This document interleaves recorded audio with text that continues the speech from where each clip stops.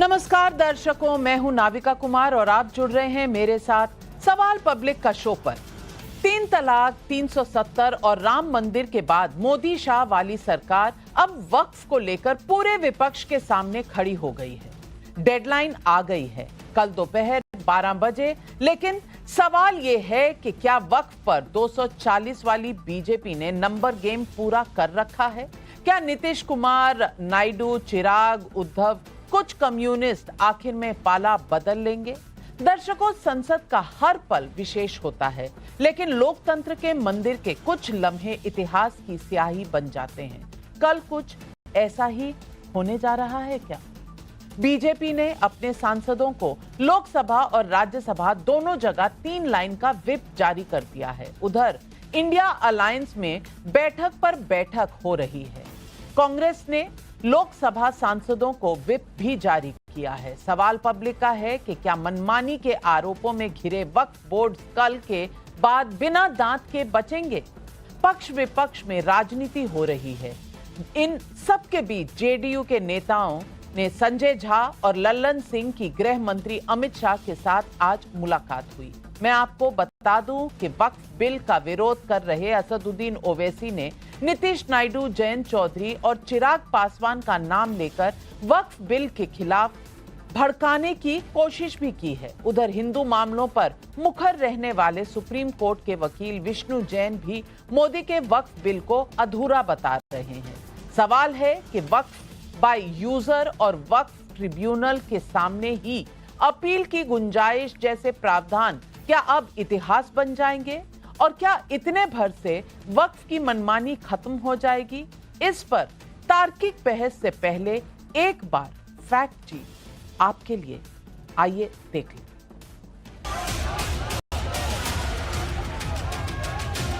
लगता है इसकी जरूरत नहीं, जरूरत थी, हम मानते कहते थे, लेकिन इनकी नीयत तो सही हो, नीयत सही नहीं है। बिल से आम मुसलमान का फायदा ही होएगा, क्योंकि हमारे क्षेत्र में काफी वक्फ की प्रॉपर्टी है जिसमें मुसलमानों ने अपना कब्जा करके बैठे हुए हैं। वक्फ बोर्ड को यही करना चाहिए था और इस तरह के अदारे बनाने चाहिए थे, चाहे वो हॉस्पिटल हो जो आज की सबसे बड़ी जरूरत है।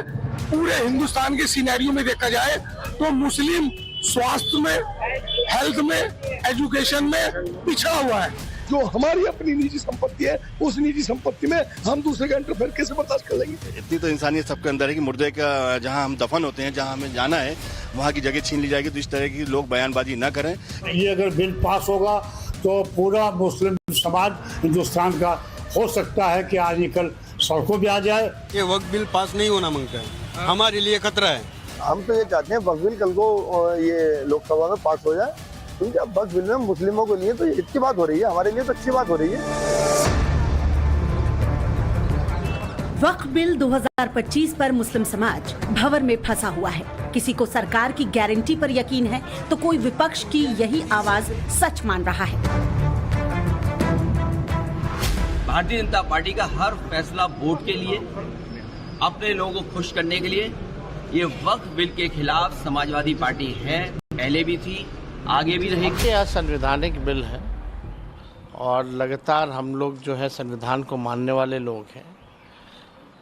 भाजपा के लोग चाहते हैं नागपुर का कानून को थोपना, वो हर किस हम लोगों को बर्दाश्त है। हम लोग इस बिल को लेकर के एकदम क्लियर हैं कि किसी भी कीमत पे हम लोग इसको बर्दाश्त नहीं करेंगे। ये तो हमारे लिए बड़ा इमोशनल और बड़ी तकलीफदेह बात रहेगी। तो ये समझ नहीं रहे हैं, ना नीतीश कुमार समझ रहे हैं, ना चंद्रबाबू नायडू समझ रहे हैं, ना चिराग पासवान समझ रहे हैं, ना जयंत चौधरी समझ रहे हैं। तो ठीक है, इनको जनता समझा देगी फिर। हालांकि विपक्ष के विरोध के बीच वक्फ बिल पर 8 महीने का इंतजार करने वाली सरकार की तैयारी पूरी लगती है। जेडीयू को या नीतीश कुमार, कांग्रेस पार्टी के सर्टिफिकेट की कोई जरूरत नहीं। हमारी पार्टी जो करेगी वो लोकसभा में करेगी। वक्फ बिल 2025 बीजेपी के लिए सिर्फ एक विधेयक भर नहीं, ये उनका न्याय पत्र है। हमने इतना ही बदलाव किया है कि कोई भी निर्णय होगा, वो निर्णय कानून की अदालत में इसको चुनौती दे सकते हैं। तो सरकार के निर्णय को भी दे सकते हैं। वह कभी क्यों, तो क्या सरकार ऐसे रोएगी कि हमारा अधिकार ले लिया? सरकार के कानून भी चैलेंज होते हैं। और ये पूरा पचड़ा जब पार्लियामेंट में चर्चा होगी, दूध का दूध पानी का पानी हो जाएगा।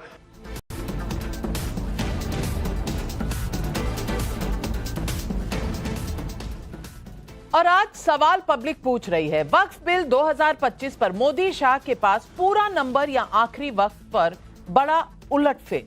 वक्फ बिल 2025 पर इंडिया अलायंस के विकल्प खत्म या राहुल अखिलेश ओवैसी खेला कर लेंगे। वक्फ बिल 2025 के साथ मोदी शाह 3.0 में पहले से कमजोर वाला नैरेटिव तोड़ देगी। ईद पर काली पट्टी और जंतर मंतर पर उग्र प्रदर्शनों के बावजूद वक्फ पर AIMPLB का एजेंडा नाकाम होगा? ये सवाल आज पब्लिक पूछ रही है और इन सवालों के जवाब देने के लिए आज हमारे साथ जुड़ रहे हैं बीजेपी के राष्ट्रीय प्रवक्ता सिद्धार्थ यादव हमारे साथ स्टूडियो में, अजय वर्मा नेता है कांग्रेस पार्टी के स्टूडियो में, तारिक खान प्रवक्ता समाजवादी पार्टी के, असीम वकार प्रवक्ता AIMIM के, विष्णु शंकर जैन वकील हैं सुप्रीम कोर्ट के। सिद्धार्थ यादव जी, सबसे पहले तो आपको बहुत बहुत बधाई और बहुत दिनों के बाद सवाल पब्लिक का शो पर आने के लिए आपका बहुत बहुत धन्यवाद। और दर्शकों बता दूं, अभी हाल ही में इनकी शादी हुई है, इसीलिए बधाई दे रही हूं। लेकिन बैंड बाजा बारात तो आज वक्फ बिल का बज रहा है। अब पूछना चाहती हूं आज असीम वकार साहब से। असीम वकार साहब, बहुत से ऐसे लोग हैं जो कह रहे हैं ट्रांसपेरेंसी आनी चाहिए। अब ट्रांसपेरेंसी से किसको दिक्कत है मैं नहीं समझ पा रही, क्या दिक्कत है ये भी नहीं समझ पा रही।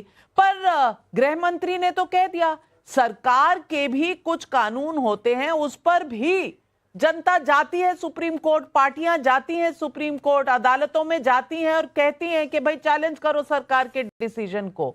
तो वक्फ के डिसीजन को कोर्ट में अगर कोई चैलेंज कर दे तो कौन सी आफत आ जाएगी, क्योंकि यही सबसे बड़ा आपका ऑब्जेक्शन है। क्यों असीम वकार भाई? मैंने देखिए, गृह मंत्री जी का बयान आपने अभी दिखाया, मैंने सुना। दरअसल आप लोग वही क्वेश्चन पूछते हैं मुख्यमंत्रियों से, प्रधानमंत्री से, गृह मंत्री से, जो वहां से लिख कर आते हैं कि 13 पूछना है, 14 क्वेश्चन, 15 क्वेश्चन, इससे ऊपर नहीं पूछ सकते आप। जब अमित शाह साहब का इंटरव्यू हो रहा था तो किसी भी एंकर ने ये सवाल उनसे क्यों नहीं पूछा पलटकर कि क्या कोई मुसलमान अगर अपनी प्रॉपर्टी वक्फ में करना चाहता है तो उसको साबित करना पड़ेगा कि 5 साल तक उसने नमाज रोजा किया, CCTV लगवाएंगे। किसी एंकर ने जो इंटरव्यू ले रहा था उसने सवाल क्यों नहीं पूछा कि मुसलमानों की प्रॉपर्टी में हिंदुओं को आप कैसे, उसमें गैर मुसलमानों को कैसे मेंबर बना देंगे, कैसे उनको अधिकार दे देंगे, ये क्यों नहीं पूछा आपने? या आपको यह पूछना चाहिए था कि अगर मुसलमानों की प्रॉपर्टी में आप गैर मुसलमान को अधिकार देना चाहते हैं तो क्या हिंदू टेम्पल्स में, हिंदू ट्रस्ट में मुसलमानों को भी रखा जाएगा? ये तो सवाल आप लोगों ने नहीं पूछा, वो तो मैं पूछ रहा हूं। तो इतने शरीफ, इतने ईमानदार लोग दिखते नहीं हैं जितना अपने को टीवी पर दिखाते हैं कि साहब जैसे लगता है कि उनसे ज्यादा कोई ईमानदार है ही नहीं। छोटे से सवाल हैं लेकिन इनका कोई जवाब नहीं है। चलिए वकार साहब, अगली बार से मैं कहूंगी कि आप पत्रकार बन जाइए और आप सवाल लिख के दे दिया करिए, हम पूछ लेंगे, क्योंकि 32 साल पत्रकारिता करने के बाद सवाल क्या करना ये तो हमें आता नहीं है। लेकिन आप थोड़ा पढ़ाई भी कर लीजिए, क्योंकि बोध गया में 4 अगर बौद्ध धर्म के हैं तो 4 नॉन बौद्ध धर्म के हैं। अमरनाथ श्राइन बोर्ड में अगर हिंदू हैं तो उसमें अन्य धर्मों के भी लोग हैं। पढ़ लिया करिए तो आपको ये सवाल नहीं पूछने पड़ेंगे कि ये हिंदू बोर्ड में क्या किसी को डाल देंगे। डाल देंगे नहीं मेरे भाई, है ऑलरेडी नॉन हिंदू उसमें है। और कुंभ हुआ था तो तारिक खान भाई आपको बता देंगे समाजवादी पार्टी ने किसको कुंभ का इंचार्ज बनाया था, आजम खान साहब को। ये हुआ है, इसी देश में हुआ है, लेकिन आप पढ़ के नहीं आते। तो सिद्धार्थ, आप शायद पता नहीं कहां थे जब ये सब हो रहा था, लेकिन सिद्धार्थ यादव साहब, सवाल पे सवाल पूछे जाएंगे, लेकिन जवाब इन्हीं का मानना पड़ेगा, सवाल भी इन्हीं का मानना पड़ेगा। ये कौन से कॉन्स्टिट्यूशन में लिखा है? देखिए नाविका जी, समस्या इस देश के साथ यह है कि कुछ चुनिंदा पार्टियां और कुछ चुनिंदा नेता वो शायद इस देश को संविधान से चलने देना ही नहीं चाहते। उनकी संविधान से चलता आया है और संविधान से ही चलता रहेगा। जिस भोलेपन के साथ यहां पर हमारे असीम वकार साहब बातें कर रहे थे और आपको भी पाठ पढ़ा रहे थे कि ऐसे ऐसे प्रश्न पूछे जाने चाहिए, वो प्रश्न भी उनको पता है और उनके उत्तर भी उनको पता है। इस देश के अंदर वक्फ के नाम पर गरीब मुसलमानों का, पिछड़े मुसलमानों का, बोहरा समाज से आने वाले मुसलमानों का, जो बैकवर्ड मुसलमान हैं, महिलाएं जो हैं, उनका हक मार करके ऐसे कुछ चुनिंदा नेता, कुछ चुनिंदा पॉलिटिकल पार्टियां उसका आनंद उठाती आ रही हैं।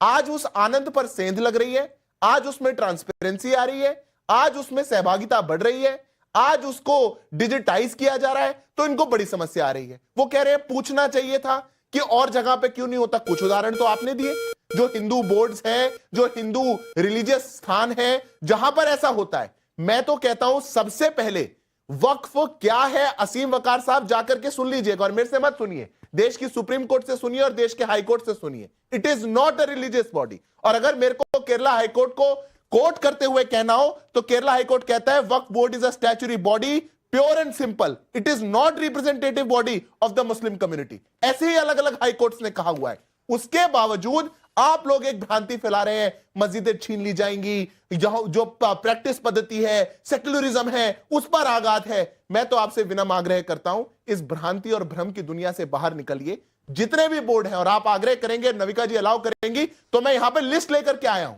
आंध्र प्रदेश में जो हिंदुओं के बोर्ड चलते हैं उसमें कोई सिर्फ हिंदू रहे ऐसा प्रावधान नहीं है। मध्य प्रदेश में नहीं है, महाराष्ट्र में नहीं है। ऐसे अलग अलग राज्य जहां पर, राजस्थान के अंदर, तेलंगाना के अंदर, अलग अलग राज्यों के अंदर जो एक्ट्स बने हुए हैं, पब्लिक ट्रस्ट एक्ट्स बने हुए हैं, जिसके आधार पर प्रॉपर्टीज को रखा जाता है फॉर रिलीजियस रूल्स, वहां पे कहीं भी नहीं है कि केवल हिंदू रहेगा। तो ये सेक्युलर देश में ऐसा कैसे हो सकता है?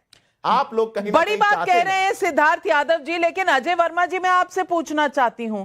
अब मैं ये पूछना चाहती हूं कि वहां मसूद साहब सबको कह रहे हैं कि भाई वोट का हिसाब देना पड़ेगा। जो पार्टियां मुसलमानों का वोट लेती हैं वो पार्टियां इस बिल को सपोर्ट नहीं करेंगी। अब मैं पूछ रही हूं, सांप्रदायिकता कौन फैला रहा है? क्या ये सेक्युलर बिहेवियर है? मैं पूछना चाहती हूं कि सब कुछ आकर रुकता है तो वोटों के हिसाब किताब पर। सिर्फ इसीलिए वक्फ बिल को आपको अपोज करना है क्योंकि AIMPL भी आपको मुसलमानों का सपोर्ट लाकर देती है और वो नहीं चाहते कि कुछ चुनिंदा लोग जो वक्फ में अपना पूरा कहा सुना रखना चाहते हैं, जो हिसाब देना नहीं चाहते। उधर गृह मंत्री तो कह रहे हैं कि खाली डिस्प्यूटेड जो साइट्स हैं, जो पहले ही कोर्ट में हैं, वही डिस्प्यूटेड साइट्स को दिक्कत है, अब भी कोर्ट में ही जाना पड़ेगा। तो दिक्कत है किस बात की? पेट दर्द है किस बात की? और मुद्दा सिर्फ वोट बैंक का? देखिए, एक शेर के साथ शुरू करूं कि मैं कैसे यकी कर लूं। सरकार के लिए शेर है कि मैं कैसे यकी कर लूं, वो दूर जाके रोए, अब मेरे पास से वो गुजरे, मेरा हाल तक ना पूछा। ये सरकार की जो नीति है ना, वो कहती कुछ है, करती कुछ है, दिखाती कुछ है, होता कुछ है। अब पॉलिटिकल लोगों की आप कह रही थी अभी इमरान में, और पॉलिटिकल लोग पॉलिटिक्स नहीं करेंगे तो क्या कपड़े बेचने वाले और पंसारी की दुकान चलाने वाले पॉलिटिक्स करेंगे? मैडम वही करेंगे ना। पत्रकारिता करते हैं, पॉलिटिकल लोग पॉलिटिक्स करते हैं। ये वक्फ बिल का संशोधन, इनका उद्देश्य ये नहीं है कि साहब कुछ इसमें समानता का अधिकार करें या कोई चीज़ करें। भारत की 32 लाख से ज़्यादा किलोमीटर भूमि पर कितनी है, चलिए जो छोड़ दीजिए। मुसलमान भी इस हिंदुस्तान में दोयम दर्जे का नागरिक नहीं है। भारत का संविधान उसको रहने की अनुमति देता है, मुस्लिम, हिंदू, सिख, ईसाई, बौद्ध, पारसी। ये सरकार क्या कर रही है? जिस तरह से अयोध्या में हुआ, 1382 एकड़ जमीन सरकार ने आर्मी की छीन कर अपने परम मित्र अडानी को, बाबा रामदेव जी को और श्री श्री रविशंकर जी को दे दी। ये वक्फ की चुनिंदा जमीनों को छीनकर अडानी साहब को जिस तरह से जहाज, ये मुझे पता चली है जानकारियां, रेल स्टेशन, जहाज के हवाई अड्डे और पोर्ट्स और पता नहीं क्या क्या किसी विदेश में दे रखे हैं। ये सारी चुनिंदा जमीन, जैसे काले किसान कानून आए थे उस पर क्या सारी जमीनें उनको देकर सब करना चाह रहे थे। ये वक्फ का उद्देश्य पीछे कुछ और है। सिवाय मुस्लिम लोगों मैं उम्मीद करती और हूँ धोखा ये देना। सब बातें जो आप कह रहे हैं आपकी पार्टी इस पर कोर्ट गई होगी या जाने वाली होगी, ये कल बना संसद रही में होगी बोलेंगे इस पार्टी पिटीशन, हमारी। क्योंकि तेलंगाना में भी ऐसा हुआ है, राजस्थान में आपकी सरकार थी तब हुआ है, केरला में आपके अलायंस पार्टनर की सरकार है वहां पर हुआ है। अब इन चीजों पर कोर्ट में जाकर फैसला करा ले कि कैसे हुआ। लेकिन सवाल विष्णु जैन जी मैं आपसे पूछना चाहती हूं कि मुसलमान बिल्कुल सेकंड डिग्री का नागरिक नहीं है, बिल्कुल फर्स्ट हक है उसका इस जीवन में, इस देश में, जैसा हिंदुओं का है, जैसा सिखों का है। कोई नहीं कह रहा कि वो सेकंड कैटेगरी के सिटीजन है, लेकिन हिंदू भी तो सेकंड कैटेगरी नहीं है ना। अगर हिंदुओं के लिए ऐसा बोर्ड कोई नहीं है तो मुसलमानों के लिए क्यों है? सिखों के लिए ऐसा बोर्ड नहीं है तो मुसलमानों के लिए क्यों है? 1954 में ये बोर्ड आया, तब से सरकार का इसमें दखल है, हर स्टेट में है, हर सेंटर में है। तो आज नई बात क्या हो गई जो इतनी पीड़ा उठ रही है? देखिए, सबसे इंपॉर्टेंट बात है नाविका जी, जो ये बिल टेक केयर करता है, और सबसे महत्वपूर्ण बात है वक्फ बाय यूजर का कंसेप्ट इस बिल ने टोटली खत्म कर दिया है। तो अगर आपके पास कोई कागज नहीं है और आप जो पहले प्रचलन चल रहा था कि आप किसी भी संपत्ति को यूज कर रहे हैं, ये भी नहीं पता कितने साल से यूज कर रहे हैं, तो वो वक्फ बाय यूजर की श्रेणी में आ जाता था और वो वैलिड वक्फ माना जाता था। तो इस बिल ने ये तो टेक केयर किया है कि वक्फ बाय यूजर खत्म कर दिया है। अगर आपको वक्फ करना है तो उसके लिए प्रॉपर वक्फ डीड होनी चाहिए और उसके लिए क्राइटेरिया दे दिए हैं कि किस किस आधार पर वक्फ डीड होगी। Point number 1। पॉइंट नंबर 2, इस बिल ने जो आर्बिट्ररी पावर्स थी, असीमित अधिकार थे, जैसे जो संविधान के आर्टिकल 14 के भी विरोध में सेक्शन 40 जो कहता था कि वक्फ बोर्ड किसी भी संपत्ति को वक्फ संपत्ति घोषित कर सकता है, ट्रस्ट और सोसाइटी की संपत्ति को भी घोषित कर सकता है, उस सेक्शन को पूर्णतः रिपील कर दिया है।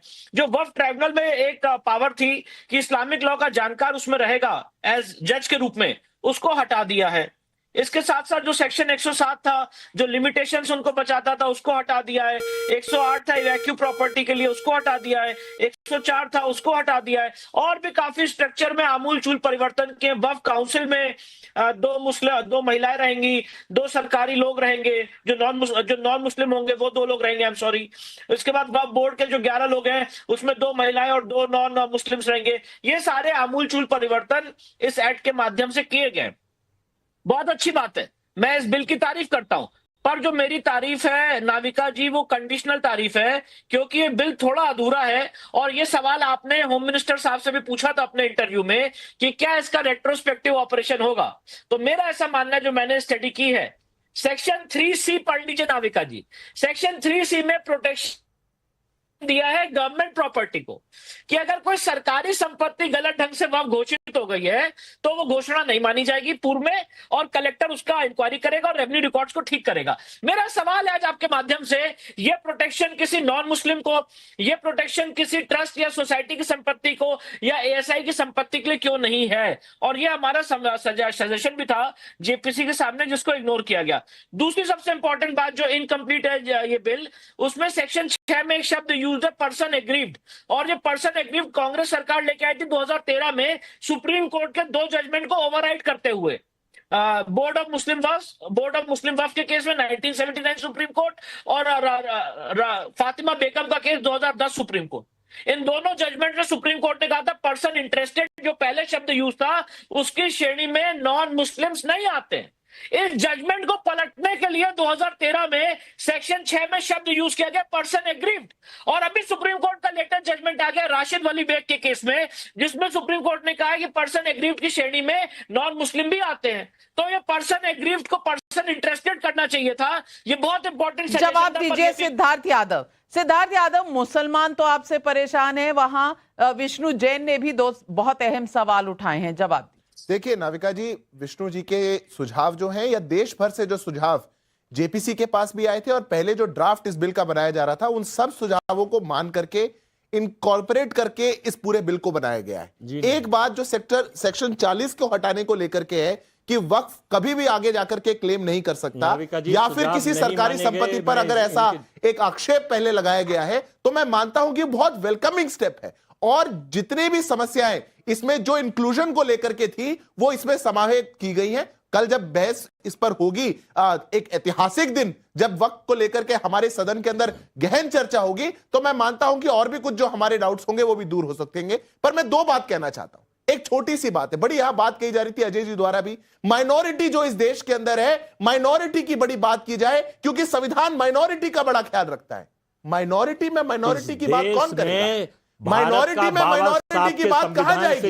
माइनॉरिटी में माइनॉरिटी है महिलाएं, माइनॉरिटी में माइनॉरिटी है पसमानदा, माइनॉरिटी में माइनॉरिटी है बोराज, माइनॉरिटी में माइनॉरिटी है लोकतंत्र में लोकतांत्रिक तरीके से चलाइए। आप जैसे लोग जी नहीं, गलत फैला रहे हैं ओवैसी, यही तो हो रहा है जो पैसा लूटे और अपने पास रखते हैं, अगर ये चलता रहे आपको नहीं पता, शरिया से नहीं चलेगा। यही तो शरिया से चलाना चाह रहे हैं ये नहीं नहीं, शरिया से कैसे चलेगा? ये चलाना चाह रहे हैं शरिया से, संविधान से चलाना चाहते हैं। संविधान का तो यूज ही नहीं करते। संविधान की हमेशा धज्जियां उड़ाते हैं, कभी काले कानून ले आते हैं, कभी बफ कानून ले आते हैं, जब चाहे अमेंडमेंट कर लेते हैं। ऐसा नहीं चलता। आप बताइए कांग्रेस पार्टी क्यों महिला विरोधी है? ऐसा नहीं चलता। शामिल ना हो। आप बताइए, आप सनातन हैं। तारिक खान भाई से मैं पूछना चाहती हूँ, तारिक खान भाई आपको दिक्कत किससे है? क्या वक्फ बोर्ड में महिलाएं आ जाएंगी, उनको हक मिलने लगेगा, महिलाओं के हक को वो देखेंगी, क्या इस बात से आपको दिक्कत है? आपको दिक्कत इस बात से है कि कोई भी डिस्प्यूट जो है वो कोर्ट में जाया करेगा? आपको इस बात से दिक्कत है कि हर चीज वेबसाइट पर दिखेगी कि कौन सा वक्फ का प्रॉपर्टी कहां पर है, किसका है, कैसे है, और पूरी तरीके से जो वक्फ प्रॉपर्टी है उसका एक ट्रांसपेरेंटली आपको भी दिखेगा, मुझे भी दिखेगा, बाहर बैठे जो इंसान है उनको भी दिखेगा। आपको किस चीज से दिक्कत है तारिक खान साहब?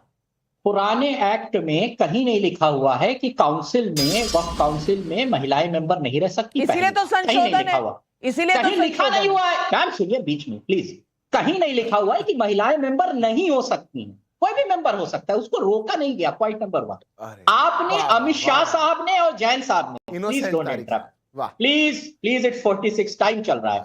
आपने अमित शाह साहब ने और जैन साहब ने आर्टिकल 14 की बात की और कहा कि जो करंट बिल में 40 का प्राविधान है वो कहता है कि कोर्ट नहीं जा सकते। ठीक है, बहुत अच्छी बात है। और आर्टिकल 14 कहता है right to exercise go to court. ठीक है, अच्छी बात है।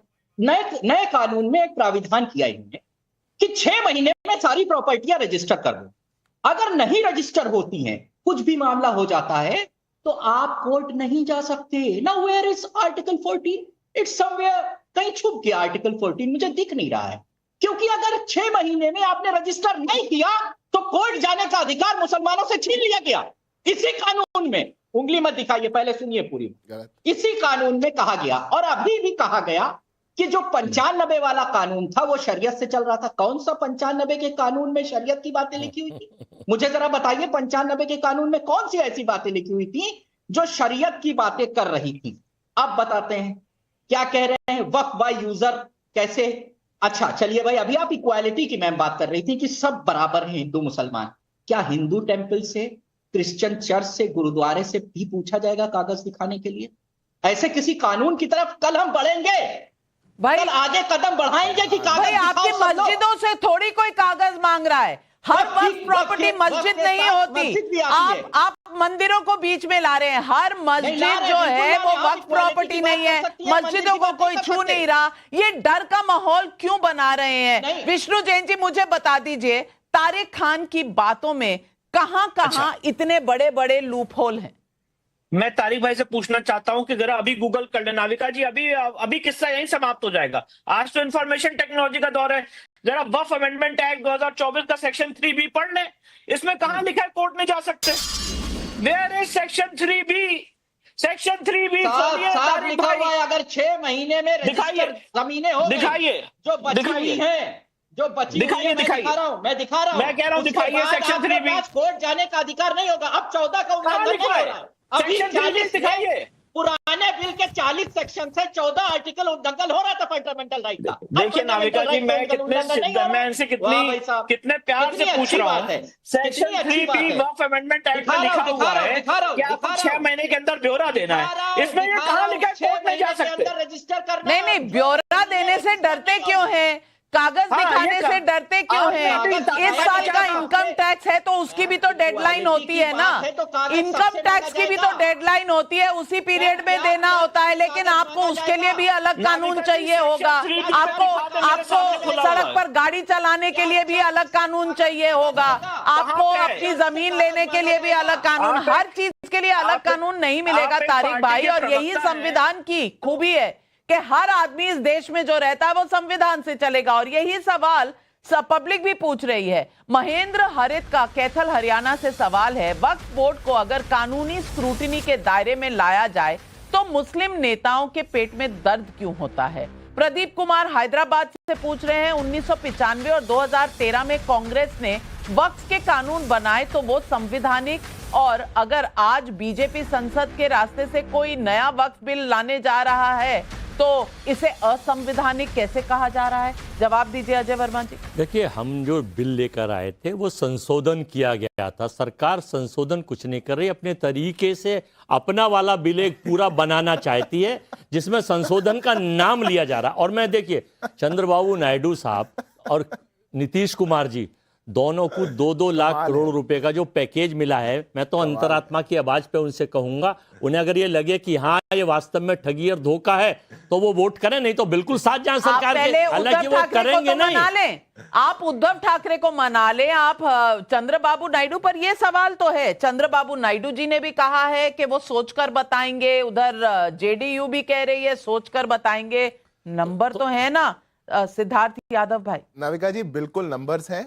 कल अच्छी चर्चा होगी, डिटेल्ड चर्चा होगी और वक्फ का बिल पास होगा, इतिहास बनेगा। हमने वादा किया था इस देश के अंदर ट्रांसपेरेंसी आएगी, पर अभी अजय जी कुछ बात कह रहे तो नया बिल ले आए, ये नया बिल। अरे मेरे को लग रहा है राहुल जी से मिलकर आए, बिल्कुल कॉमेडी के मूड में है अजय जी। 32 लोगों की कमेटी में 2/3 तो आपके सहयोगी दल के लोग थे। दूसरी बात, सबसे पहली जाति तो आपने करी कि अपोजिशन के केवल 10 लोग ले रखे थे। नंबर से है मेरे भाई, आपको शायद पता नहीं है, पार्लियामेंट्री डेमोक्रेसी चलती नंबर से है। जितना आपका नंबर होगा उतने ही जेपी हमारे नंबर नहीं, बराबर का दर्जा होना चाहिए अमेंडमेंट करने के लिए। बराबर का दर्जा क्या होगा? जो संविधान में लिखा हुआ है कि अमेंडमेंट कैसे हो सकता है तो अमेंडमेंट वैसे ही होगा।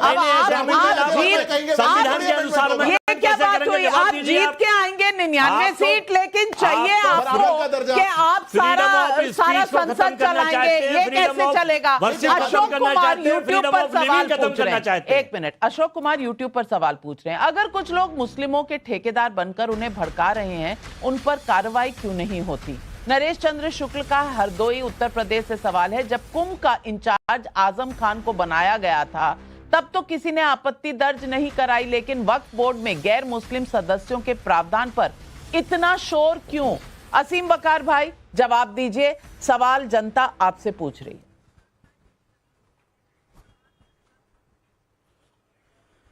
भाई, आप हमारी बात सुनने पर तैयार नहीं है। मैंने जेन्युइन सवाल पूछा कि कैसे साबित कीजिएगा कि जो मुसलमान अपनी प्रॉपर्टी वक्फ में करने जा रहा है उसको कैसे वो साबित करेगा कि हम 5 साल से नमाज रोजा कर रहे थे। मैं कह रहा हूं मेरी अभी मूड है कि मैं, या किसी का मूड है कि मैं भी प्रॉपर्टी दे दूं, बिल आने के बाद फिर क्या होगा? क्या आप हर घर में आप सीसीटीवी लगाइएगा? आप इस पे बोलने पर तैयार नहीं है। आप इस तरह की बात कर रही हैं कि जैसे लग रहा है कि सरकार ने जो बिल पेश कर दिया है वो अजर अमर हो गया, उसके अलावा कोई बिल आ ही नहीं सकता। प्राविधान आप अगर ला रहे हैं, जिसके लिए ला रहे हैं, उनको मंजूर भी तो होना चाहिए। बिल्कुल, मैंने कब कहा कि वो, मैं तो कह रही हूँ कि आप डिबेट के लिए रुक जाइए। आप आज से ही डर फैला रहे हैं, मैं तो कह रही हूँ रुक जाइए, कल देखिए तो सही बिल में है क्या। सिद्धार्थ यादव जी, मैं एक जवाब देता हूं। बार बार असीम वकार साहब कह रहे हैं कि 5 साल होगा, कैसे साबित करेंगे? ये प्रावधान असीम वकार साहब इसलिए है कि कल को राहुल गांधी आकर के बाहर ये कह दे कि मैं मुसलमान हूं और राजीव गांधी फाउंडेशन की सारी संपत्ति जो मेरे नाम पर है मैं देना चाहता हूं, तो उनको 5 साल के लिए इंतजार करना पड़े। ये इसलिए ताकि अखिलेश बाबू, अन्य लोग अगर आकर के जो इस होड़ में लगे हुए हैं कि कैसे मुस्लिम वोट बैंक को हम कब्जा लें, तो हम वो आकर के 5 साल का इंतजार करना पड़े। केवल अडानी साहब जैसे अडानी पोर्ट, अडानी रेल, अडानी जहाज, अडानी आपको कौन रोक रहा है? देने के लिए जैसे अयोध्या में किया, मैंने पहले भी कहा, आपकी मंशा को देश की सरकार सरकार करना चाहती है, केवल अपने मित्र को वो पैसा जमीन देना चाहती है। ये नोट करिए मेरी बात को, किसानों का बिल भी आपने वापस लिया तो जमीन भी देना चाहते हैं। हैदराबाद सेंट्रल यूनिवर्सिटी का जो 400 एकड़ का लैंड है ना, वो कांग्रेस पार्टी की सरकार वहां पर हथिया रही है, और आप यहाँ अडानी की चिंता कर रहे हैं। हम बिल्कुल नहीं हथिया रहे, हम बिल्कुल नहीं हथिया रहे। जो वहां पर अजय वर्मा जी रात के अंधेरे में जाकर वहां जो कर रहे हैं वो देश देख रहा है। लेकिन सवाल इस बात का है कि नंबर पर तय होता है सब कुछ। अब तारिक खान साहब मुझे बता दीजिए, उद्धव ठाकरे साथ आएंगे? ये इंडिया अलायंस साथ आएगी? चंद्रबाबू नायडू के बड़े सवाल पूछते हैं, नीतीश कुमार के बड़े सवाल पूछते हैं। आप कम से कम अपनी अलायंस की बात तो करें। मैम, यहाँ वही वाली बात है कि बाल कट रहे थे तो पूछा गया कि कितने बाल हैं, तो कहा गया अभी गिरेंगे तो आगे गिन लीजिएगा कितने बाल हैं, कितने बाल कटे। तो इसका मतलब यही है, कल पता चलेगा। और सबको अपने स्टेट में चुनाव लड़ना है। वापस जनता के पास चंद्रबाबू साहब को भी जाना है, जो टोपी लगाकर अभी कुछ दिन पहले खजूर खा रहे थे, और नीतीश साहब को भी जाना है, जो जालीदार टोपी, जिसको बीजेपी कहती है कि सारे दंगे फसाद जालीदार टोपी वाले करते हैं, वही जालीदार टोपी लगाकर रोजा अफ्तार में बैठकर खा रहे थे। इसलिए कह रहा हूं कि वापस जाना है, जनता से वोट मांगना है, और उन्हीं लोगों का वोट मांगना है जो वक्फ बिल का विरोध कर रहे हैं। इसलिए इनको सोचने की जरूरत है, हमें सोचने की जरूरत नहीं है। क्यों? क्योंकि इनको जरूरत है वोटों की। इसीलिए चंद्रबाबू नायडू ने अपने स्टेट में कहा था कि हम मस्जिदों की दीवारें इकबाल मसूद को तो वोटों की बहुत जरूरत है। कांग्रेस पार्टी तो वोटों के लिए ही कर रही है। उनको कोई वक्फ की लैंड या मुसलमानों की चिंता नहीं है। उनको चिंता इस बात की है कि मुसलमान के वोट ले रहे हैं, तो ये पे बैक टाइम है कि नहीं सिद्धार्थ जी? देखिए, निश्चित तौर पर पहली बात तो कह रहे थे बाल काटे जाएंगे, बाद में बता दीजिएंगे। अरे बाल ही नहीं है सर पे, ठेकेदारी बंद होने जा रही है आपकी, क्या बाल काटने जाएंगे? ये जो लोग, कुछ पार्टियां जो ठेकेदारी कर रही हैं, बिल्कुल जनता के बीच में जाइएगा, बार बार जाइएगा। अरे आपको क्यों मिर्ची लगती है? हर 2 मिनट में आपको मिर्ची लग जाती है जैसे बोलने लगो तो। कितना ठेकेदारी इस देश के अंदर बंद होने जा रही है, और जो लोग ठेकेदारी करते थे उनको जनता ही जवाब देने जा रही है, क्योंकि आपने उनको हकों से वंचित रखा। कितने झूठ बोलोगे आप? पहले आप बोल लीजिए, कितने झूठ बोलोगे आप? ऐसी बात बोल रहे हैं, आप बोल लीजिए। शेर सुनाया था पहले कि मैं कैसे यकीन कर लूं, आप शायरी में बैठे ना, मुशायरा है मेरे पास से सुनाइएगा। आपका रिकॉर्ड खराब है। 2014 से 25 तक अजय वर्मा जी चिल्लाने पर आ जाएं तो यहाँ बहुत लोग चिल्ला सकते हैं, पर चिल्लाने से आपकी बात गलत भी सही नहीं होती। लेकिन रुक जाइए, आप अपनी बात खत्म करिए। मैं 2 बात कहना चाहता हूं, और नविका जी आपके शो को बहुत लोग देखते हैं, करोड़ों दर्शक देख रहे हैं। कल वक्फ का बिल आने जा रहा है। मैं आग्रह करता हूं आपके शो से, देश के सभी मुसलमानों से, माइनॉरिटी से, हिंदू समाज के लोगों से, आप डरिए मत, इनके भय में मत आइए।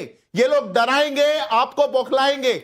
आप कल की सदन की चर्चा को सुनिएगा, क्योंकि बहुत लोग एक्सपोज होने जा रहे हैं। भोपाल के अंदर 24,000 स्क्वायर फीट की सराय सिकंदरी की जमीन पर 1800 स्क्वायर फीट पर कब्जा हो रखा है। हैदराबाद के अंदर 75% वक्फ की प्रॉपर्टी पर कब्जा हो रखा है। कौन लोग हैं ये कब्जा करने वाले? कौन लोग हैं लखनऊ में कब्जा कर रहे हैं? कौन लोग हैं जो भोपाल में कब्जा कर रहे हैं?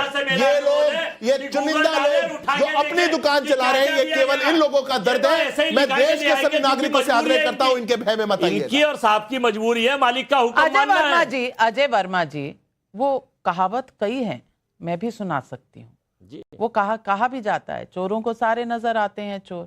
तो आप इस तरह से बात नहीं करिए, आप एविडेंस लाइए, बताइए और देश को समझाइए। कोर्ट चले जाइए ना, आप कोर्ट जाते नहीं है, एविडेंस आपके पास है नहीं, बस स्टूडियो में बैठ के चिल्लाना और दूसरों को बोलने ना देना। एक मिनट, मैं दर्शकों के सवाल, क्योंकि पब्लिक आपकी भी बॉस है। महेश ठक्कर का वडोदरा से सवाल है, पूरे गांव पर वक्फ बोर्ड का कब्जा हुआ, 1500 साल पुराने मंदिर वक्फ संपत्ति घोषित हो गए, तो ऐसे मामलों पर पीड़ित पक्ष को न्याय क्यों न मिले? क्या यह सवाल जायज नहीं है विष्णु जैन साहब?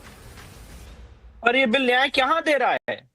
ये बिल न्याय कहां दे रहा है उन लोगों को जो पूर्व में जिनकी संपत्ति संपत्ति घोषित हो गई है? पर जो डिस्प्यूटेड है उस पर तो इस बिल का दखल है ना? नहीं नाविका जी, यही मैं समझा रहा हूं। सेक्शन 3C जो है उसको पढ़ लीजिए। सेक्शन 3C पूर्व में जो संपत्ति वक्फ संपत्ति घोषित हो गई है, अगर वो सरकारी संपत्ति है तो उस पर इंक्वायरी होगी। और पूर्व में जितनी वक्फ संपत्ति उनसे ब्यौरा मांगा गया है, पर जो हिंदू समाज की, जैन समाज की, सिख समाज की या अलग अलग समुदाय की या ट्रस्ट की या सोसाइटी की या एएसआई की संपत्ति अगर वक्फ संपत्ति घोषित हो गई है तो उस पर रेट्रोस्पेक्टिव इफेक्ट नहीं है। और यही शर्त थी कोई सहयोगी दल की। तो ये सबसे बड़ी जवाब दीजिए सिद्धार्थ यादव जी। उसमें रेट्रोस्पेक्टिव की आवश्यकता नहीं है। और मैं विष्णु जी से भी बड़े आग्रह पूर्वक और बड़े हम्बलनेस के साथ आग्रह करता हूं और दर्शकों को भी बताता हूं, देश के अंदर एक वक्फ assets management system of India है, उसका कुछ डेटा मैं आपको बता देता हूं। 8.72 लाख रजिस्टर्ड वक्फ प्रॉपर्टी है देश के अंदर, 37 लाख एकड़ से ऊपर उनकी प्रॉपर्टी है, उनमें से 4 लाख प्रॉपर्टीज तो वक्फ बाय यूजर की है। अब वक्फ बाय यूजर को अगर हमारा नया एक्ट जब तक कागज नहीं बता दिए जाएंगे, जब तक उसका डीड नहीं दिखाया जाएगा, उसको मान्यता नहीं देगा, तो वो प्रॉपर्टी फिर चाहे किसी हिंदुस्तान की होगी, सिख स्थान की होगी, किसी गरीब मुसलमान की होगी, किसी पसमानदा मुसलमान की होगी या किसी सरकारी जमीन की होगी, तो उसको चैलेंज किया जा सकता है। 1088 ही रजिस्टर्ड वक्फ डीड्स हैं देश के अंदर। तो ये जो ट्रांसपेरेंसी लाई जा रही है, इसमें सभी को लाभ होगा। और देश के अंदर चाहे फिर वो गरीब व्यक्ति रहा हो जिसका अतिक्रमण किया गया, या फिर कोई अन्य पंथ को, धर्म को मानने वाला सेक्युलर व्यक्ति इस देश का था जिसको ऐसे लूट खसोट के वक्फ के एक्ट के तहत प्रताड़ित किया गया था, सबको मैं मानता हूं कि इसमें राहत मिलने जा रही है और यह इतिहास कल बनेगा। विष्णु जैन जी कन्विंस नहीं हुए। विष्णु जैन जी, देखिए, मैं ये कहना चाहता हूं, मेरे ब्रदर हैं, मेरे भाई हैं, और मैं बहुत ही संजीदगी से, बहुत प्यार से बात कहना चाहता हूं कि सेक्शन 3C में जो प्रोटेक्शन गवर्नमेंट प्रॉपर्टी के लिए नाविका जी, वैसा प्रोटेक्शन और धर्मों की प्रॉपर्टी के लिए, नॉन मुस्लिम की प्रॉपर्टी के लिए, सोसाइटी या ट्रस्ट की प्रॉपर्टी के लिए नहीं है, जो पूर्व में घोषित हो चुकी है। तो इसके रेट्रोस्पेक्टिव इफेक्ट नहीं है, ये बहुत ही फिक्स बात है। अब इसमें होगा क्या, जो मेरे भाई ने यहाँ पे बात कही कि उसको लाने की जरूरत नहीं है। आप डेटा तो मांगेंगे सेक्शन 3B में, नो डाउट, सही कह रहे हैं, उतनी बात सही कह रहे हैं कि सेक्शन 3B में डेटा मांगेंगे, पर डेटा मांगने के बाद क्या करेंगे इसका कोई प्रावधान नहीं है। सेक्शन 3B में 6 महीने के अंदर डेटा देना है, पर डेटा लेने के बाद क्या होगा उस संपत्ति का, इसका प्रोविजन नहीं है। जैसे सेक्शन 3C में अमेंडमेंट बिल के, मैं अमेंडमेंट बिल देख के बात कर रहा हूं और गलत हो तो मुझे सर गलत बताएं। सेक्शन 3C में जो सरकारी संपत्ति है, अगर वो गलत घोषित हो गई है तो उसके लिए ऑर्डर दिया है सेक्शन 3C में कि रेवेन्यू ऑफिसर या कलेक्टर रेवेन्यू रिकॉर्ड्स को ठीक करेगा। वेरी गुड, पर यह प्रोटेक्शन मुझे भी तो मिलना चाहिए था। ये प्रोटेक्शन बाकी संपत्तियों को भी तो मिलना चाहिए।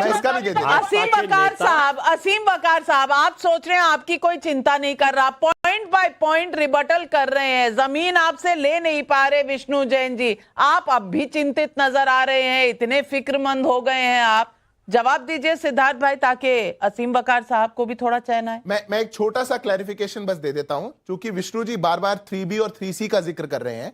जो भी जमीन वक्फ के तौर पर मस्जिद के लिए, कब्रिस्तान के लिए, ऐसे स्थानों पर होगी, अगर उसका वक्फ बाय यूजर भी होगा या उसकी डीड मौजूद नहीं होगी, वो एग्जेम्प्टेड है अनटिल अनलेस जो 3C कहता है गवर्नमेंट के लिए। ठीक है, इतनी बात आपकी मानी जाएगी। कहीं मस्जिद बनी हुई है, कहीं कब्रिस्तान बना हुआ है और किसी गरीब व्यक्ति का या मंदिर के स्थान पर या फिर किसी जैन बौद्ध ऐसे धार्मिक स्थल के स्थान पर ऐसा अगर बना हुआ होगा, तो उसको हो सकता है कि 3C के तहत लाभ ना मिले। पर उसके अन्यथा चूंकि लिमिटेशन एक्ट इस पे लागू होने वाला है, और मैं कुछ टेक्निकल बातें कह रहा हूं, हो सकता है कुछ दर्शकों को कठिनाई भी हो, पर चूंकि लिमिटेशन एक्ट लागू होने वाला है, 6 माह के भीतर सारे कागज दिखाने पड़ेंगे।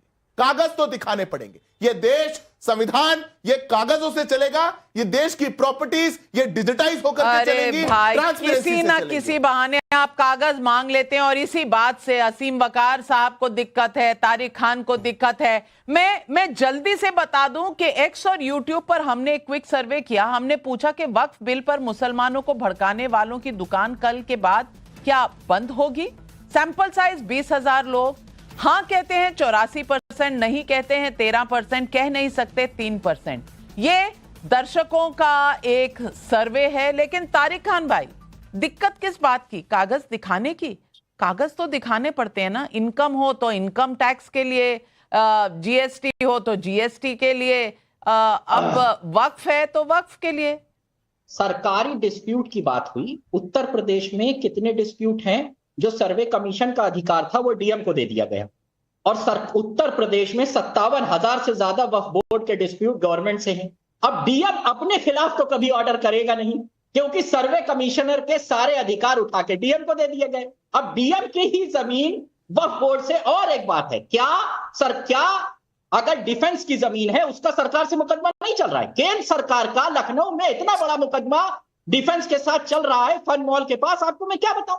तो दो जो संस्थाएं बनी हुई है, वह बोर्ड भी एक सरकार द्वारा संस्था बनाई हुई है और डिफेंस भी है, तो इस तरीके के मुकदमे चलते रहते हैं। अब यहां जब चल रहे हैं तो अधिकार एक तरफा दे दिया गया। क्या डीएम अपने खिलाफ कभी ऑर्डर करेगा? सारा पावर डीएम के पास। तो भैया कोर्ट तो खुले हैं, कोर्ट जाइएगा, सरकार के खिलाफ भी कोर्ट जाते हैं आप रोजमर्रा। पेगासस हो, हिंडनबर्ग हो, राफेल एयरक्राफ्ट हो, हर चीज में कोर्ट गए ना। कोर्ट से जब दूध का दूध पानी हो गया तभी वापस लौट कर आए, तब भी नहीं मानते कई बात आप। लेकिन आज अगर कोर्ट जाने के लिए रास्ता खोल दिया गया है तो बहुत दिक्कत है। लेकिन क्या एक ही पक्ष है मुसलमानों में? यह भी सवाल उठता है।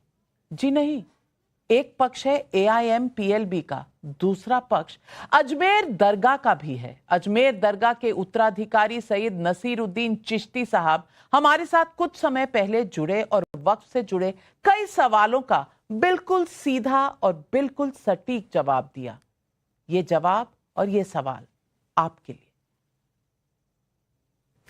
वक्फ बिल 2025 को संसद में पेश होने का काउंटडाउन शुरू हो चुका है और वक्फ बिल को समर्थन देने वाले एक बेहद अहम मुस्लिम चेहरे आज मेरे साथ जुड़ रहे हैं। अजमेर दरगाह के उत्तराधिकारी सज्जाद नशीन सैयद नसीरुद्दीन चिश्ती, आपका स्वागत है टाइम्स नाउ नवभारत के सवाल पब्लिक का शो पर। All India Muslim personal law board समेत कई मुस्लिम संगठन वक्फ बिल 2025 का विरोध कर रहे हैं, लेकिन आपका समर्थन सभी को हैरान कर रहा है। क्या सरकार से कोई डील हुई है आपकी? आपने जो सवाल किया कि क्या कोई डील हुई है, मैं तो किसी पॉलिटिशियन से बहुत कभी कभार मिलता हूँ, मेरा तो मिलना ही बहुत कम होता है लोगों से, तो मेरी डील होने का सवाल ही नहीं उठता। देखिए, ये पार्टी का कोई सपोर्ट नहीं है, ये सरकार, भारत सरकार का सपोर्ट है और एक हम जिम्मेदार पद पे बैठे हुए हैं यहाँ पर, मेरे पिताजी और मैं उनका उत्तराधिकारी हूँ, तो हमारा फर्ज बनता है कि आवाम के सामने सही बात लाएं।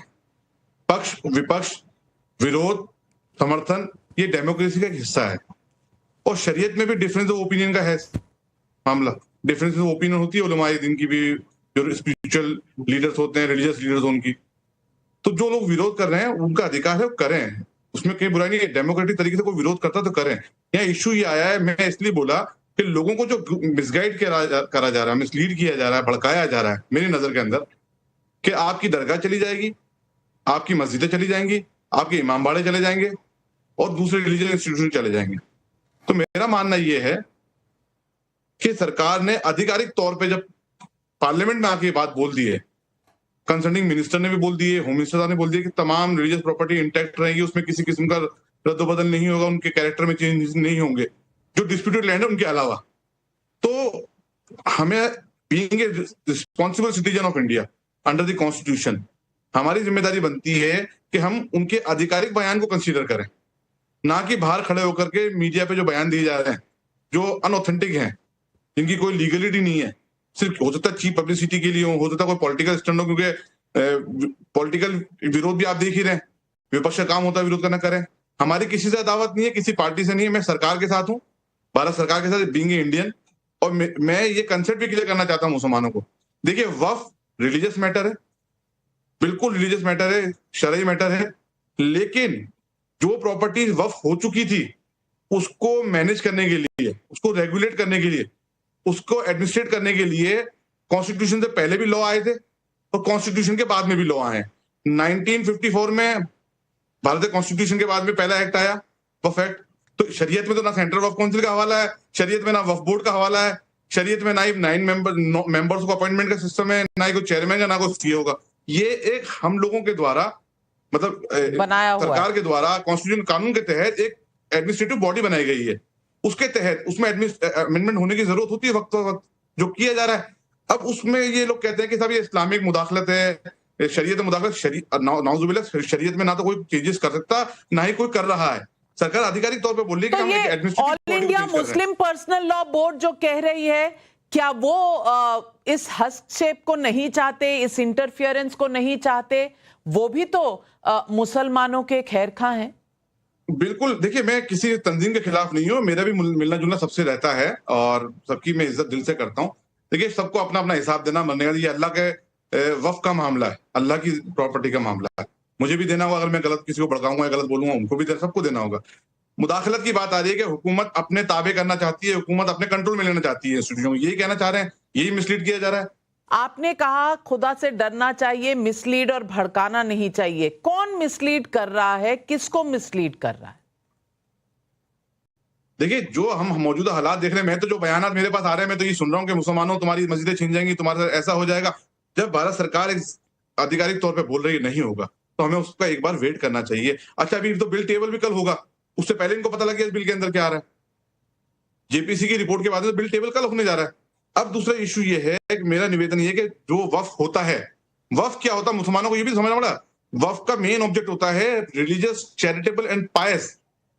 उसको इंसान जो वाकिफ होता है, जिसको डोनर बोलते हैं, जो वक्फ करता है अपनी प्रॉपर्टी को अल्लाह की राह में, इसलिए करता है कि उसकी संपत्ति का इस्तेमाल या उससे होने वाली आमदनी का इस्तेमाल सिर्फ वेलफेयर के लिए किया जाए, गरीब यतीमों के लिए किया जाए, बेवाओं के लिए किया जाए। कौन सा वक्फ बोर्ड है पूरे हिंदुस्तान के अंदर जो स्कीम चला रहा है बेवाओं के लिए, यतीमों के लिए, या कोई कॉलेज खोला हो, कोई स्कूल खोला हो, या ईद बकरीद पे बच्चों को कपड़े दे देते हो या कोई खाना दे देते हो? नहीं, सिर्फ लैंड माफिया काम कर रहा है और कुछ रसूखदार लोग हैं जिन्होंने बड़ी बड़ी वक्फ की प्रॉपर्टी को हड़प लिया है। और सबसे बड़ी विडंबना सुनिए आप, वक्फ बोर्ड के अंदर जो एम्प्लॉइज होते हैं उनका ट्रांसफर नहीं होता, वो जब उसमें ज्वाइन करते हैं और रिटायरमेंट के बाद भी वहां से निकलते हैं, तो उनको सब सिस्टम मालूम होता है। ये कौन सी सिस्टम है? उनकी ट्रांसफरेबल जॉब होने चाहिए। बड़ी बात आप कह रहे हैं, आप कह रहे हैं कोई बच्चों का, यतीमों का, गरीबों का कोई भला नहीं हुआ, तो ये वक्फ बोर्ड बचाना कौन चाह रहा है? इसमें इंटरफियरेंस कौन नहीं चाह रहा? और कौन है ये लोग जो कह रहे हैं कि भाई मुसलमानों से जो वोट लेते हैं उन्हें डरना चाहिए इस बिल को समर्थन देने में? कोई मुसलमान इस नाम पे वोट नहीं देगा कि अल्लाह की प्रॉपर्टी खाएगा कोई। हम सब ईमान वाले, हिंदुस्तान का मुसलमान है, पूरी दुनिया का मुसलमान हो, हिंदुस्तान का मुसलमान तो और जिम्मेदार मुसलमान है इस देश के लिए भी। कोई मुसलमान इस नियत से वोट नहीं देता कि आप जाइए और हमारी वक्फ की प्रॉपर्टी को बर्बाद करिए। वक्फ की प्रॉपर्टी को सिर्फ खुर्द-बुर्द किया गया आज तक। एक पूरा ग्रुप है, कुछ रसूखदार लोगों का है जिन्होंने वक्फ की बड़ी बड़ी अरबों रुपए की प्रॉपर्टी को कैप्चर कर रखा है। कुछ लोग ऐसे हैं जो लैंड माफिया है, जो वक्फ की प्रॉपर्टी को जनरल प्रॉपर्टी बना के ट्रांसफर कर देते हैं और उनका किराया जाहिर सी बात 250-300 करोड़ का बताया गया बजट, जबकि होना चाहिए कम से कम 5 से 10 हजार करोड़ का, और उसको काम में लिया जाना चाहिए। हम यही तो कह रहे हैं, ट्रांसपेरेंसी आना जरूरी है। क्या दिक्कत है? ट्रांसपेरेंसी आने दीजिए। और जो 1500 साल पुरानी मंदिर तमिलनाडु में ले लिए हैं और वक्फ की जमीन बता रहे हैं, इन तमाम बातों को आप कैसे देखते हैं? देखिए मैं समझता हूं कि कुछ इश्यूज हैं जिसकी वजह से ऐसे क्वेश्चन रेज हो रहे हैं, ऐसे ऑब्जेक्शंस आ रहे हैं, तो उनसे बचना चाहिए। बिल्कुल ऐसे इश्यूज से बचना चाहिए। बड़ी बात आप हमें कह रहे हैं, अपलिफ्टमेंट के लिए काम करना चाहिए, सोसाइटी के लिए, कम्युनिटी के अपलिफ्टमेंट के लिए, कि कैसे हम इस मौजूदा जो हमारे पास एक इशू पेंडिंग है, जो बड़ा बर्निंग इशू बन गया है, इसके पैसे का सही यूटिलाइजेशन हो और हर मुसलमान इसके लिए हाँ करेगा। हाँ के वक्फ के पैसे का यूटिलाइजेशन सिर्फ गरीब गुरबाओं के लिए, यतीम बच्चों के लिए होना चाहिए। अच्छा इसकी एक चीज कंसेप्ट और है, मैं आपसे क्लियर करना चाहूंगा। इसको कहा जा रहा है कि मुसलमानों से जुड़ा हुआ मामला है। देखिए हर मुसलमान को मतलब नहीं है, इससे वही मुसलमान जुड़ा हुआ है जिसने अपनी प्रॉपर्टी को वक्फ किया है, और वही मुसलमान मुतासिर हो रहा है जिसने वक्फ की प्रॉपर्टी खाई है। इफेक्ट उन्हीं को पड़ेगा जिन्होंने वक्फ की प्रॉपर्टी खाई है। और आम मुसलमान तो बेचारा घर से सुबह निकलता है, शाम को घर में 400-500 रुपए कमा के लाने की सोचता है कि मैं घर में खाना बनाएंगे, खाना खाएंगे। उसको क्या मालूम वक्फ क्या है। लेकिन भड़काया ना जाए, किसी को रोड पे ना लाया जाए। मैं तमाम विपक्ष से भी अपील करता हूं, कल अच्छी मजबूती के साथ विपक्ष का रोल अदा करें और एक सार्थक चर्चा के साथ इस विश्व को लाएंगे। ये मुसलमानों से जुड़ा हुआ मामला है, उनके अपलिफ्टमेंट का मामला है। हमारे साथ जुड़ने के लिए सईद नसीरुद्दीन चिश्ती साहब, जो उत्तराधिकारी हैं सज्जाद नशीन अजमेर दरगाह के, आपका बहुत बहुत धन्यवाद। आपने बहुत सी चीजें स्पष्ट की, शायद पूरा देश आज आपको सुन रहा है। थैंक यू सो मच, आपने मुझे बोलने का मौका दिया, बहुत बहुत शुक्रिया। नमस्कार।